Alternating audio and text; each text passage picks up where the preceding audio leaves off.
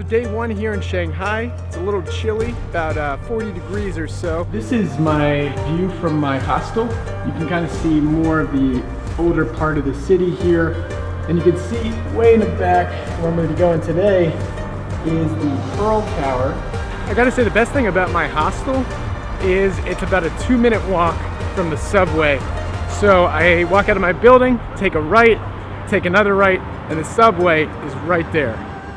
To ride the subways in Shanghai, you'll have to purchase either a daily or unlimited card and load it up with value.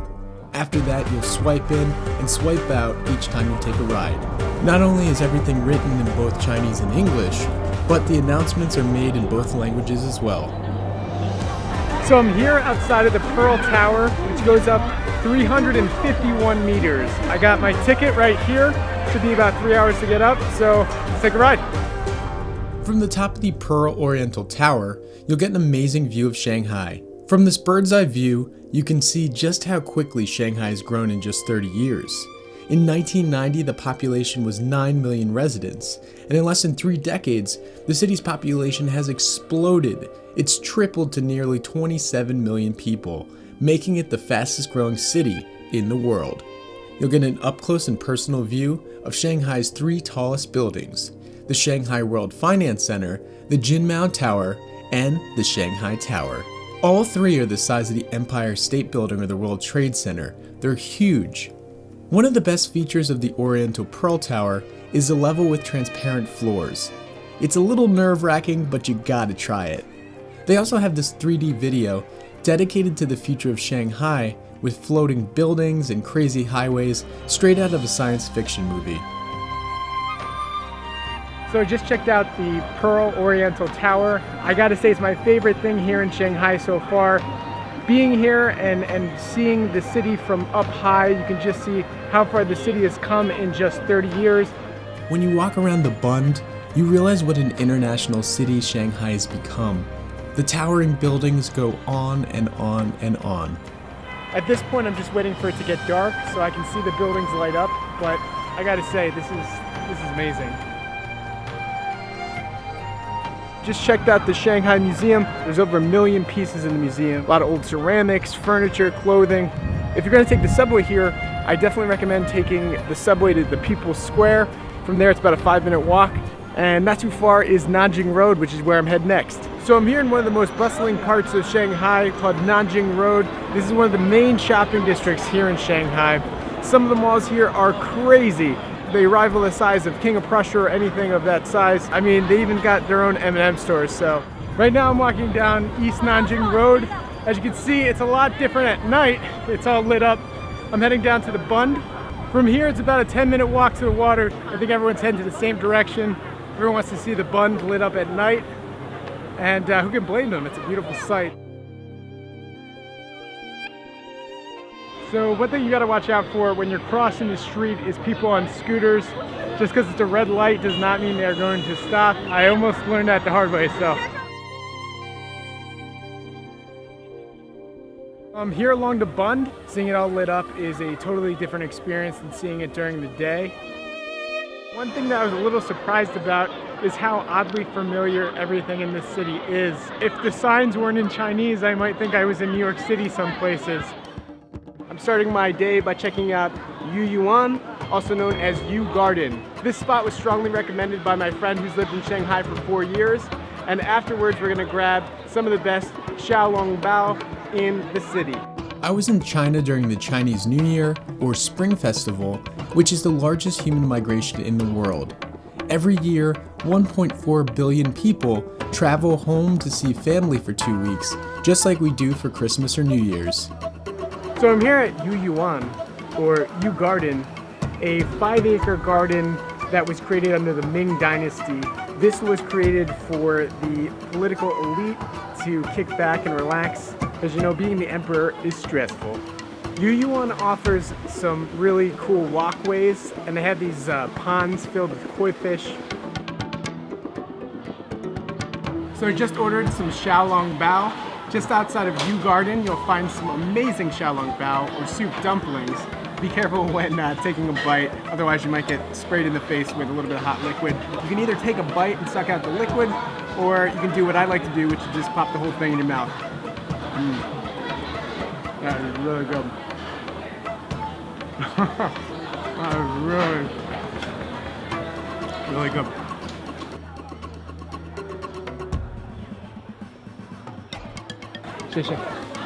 So I just had some guantan bao. The way you eat them is with a straw. The liquid inside is very hot, and at the bottom there's usually pork or some meat.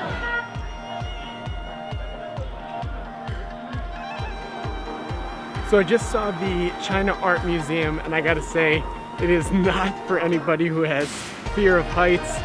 You go up these big steps, and then the elevators just keep going up and up and up. Very cool. Definitely check it out, China Art Museum. After the museum, I met up with some friends that were living in Shanghai. Nick is actually living with his wife Zara Hello. here in Shanghai. They've been here for about 6 months. 6 months now. We came here actually in August. Just jumped on a plane from New York. Knew little, didn't know where we were gonna live, didn't know anything about our apartment, and came over and relocated. Today we are in beautiful Tianzifang. Tianzifang is about a block or two away from our home. It's right in downtown city center Shanghai. It's kind of like a little touristy spot with a bunch of boutique shops. It looks like real food. I think it's adorable. Yeah. You can literally get anything that you want manufactured here. Companies will make a contact with China, bring it over here, find a factory, and they can bust out a quick prototype incredibly fast.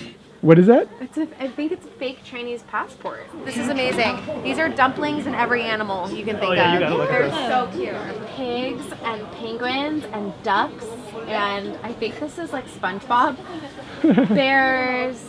Later in the night, Nick and Zara took me to an awesome hookah bar where we discussed living in Shanghai and working as teachers in the city. And I thought I was gonna feel like a freak when I came here. I often won't see another person of color. I mean, what I mean is like African heritage for weeks at a time. Yeah. It'll be like 2 weeks before I see someone else that looks like me. And I thought that that would make me feel really uncomfortable and that I would feel like a freak, and I really don't. Concepts of beauty vary from country to country. In America, I get made fun of because I'm so pale. Someone asked my friend if they would hold their baby, like she had to hold their baby, and they took a picture of like her and their baby. A lot of parents will do that. They want a picture of like their kid with a foreigner. Yeah. You are more of like a celebrity here. But Check your I think privilege, for a Rob. while, and no one has done that to me. So that's very different. And no one does it to Nick because they think Nick's Chinese. So They have a lot of these international teaching programs. It's very difficult. These two languages, Chinese and English, are so different So different. that it's difficult for them to get some of the tone. So they'll hire a native speaker so they can learn like a native cadence and pronunciation. They learn grammar better than us. I get so many offers for private tutoring. Like people want me to tutor their kids privately that I can't even take all of them. Want their kids to be competitive in the global economy. They often set you up with housing. That was honestly one of the selling points. Like, okay, you know, you're gonna move to a foreign country and I don't need to pay rent and I have a job and I don't need to worry about finding a house in this massive city that's really scary. For my last day in Shanghai, I hopped on a public bus and worked my way to the water town of Zhujiajiao. Oh man, what a great way to end my trip here in Shanghai. Made a new friend today. His name's Kenny. Kenny has probably had one of the most interesting lives that I've ever heard. He's lived in London. Yes, in Hong Kong, in England, in France, in US, in Australia, New Zealand, all that. So, do you have a favorite place out of all the places that you lived? Actually, New Zealand, New Zealand. Queenstown. That's the most beautiful town I ever imagined. Okay, every now and again I still think about it. When I'm tired, when I'm exhausted, when I'm down, I think about places I always want to go back. Do you watch Lord of the Rings? Showed me around the town a little bit. Totally took me back to riding the gondolas in Venice. This part of town is really cool. You really get a sense of what Shanghai used to look like, and a lot of that history has been a little bit swept away with the building of all the new skyscrapers and things. The life is like history. It's like a movie. Okay. When I look back now, I'm 62 years old. And then I think most important is to do things you feel most comfortable, and to be with people you feel most At home with? Yes. And then that's it. Nothing is more important Yeah. than the people you love, the people who you care. That's it.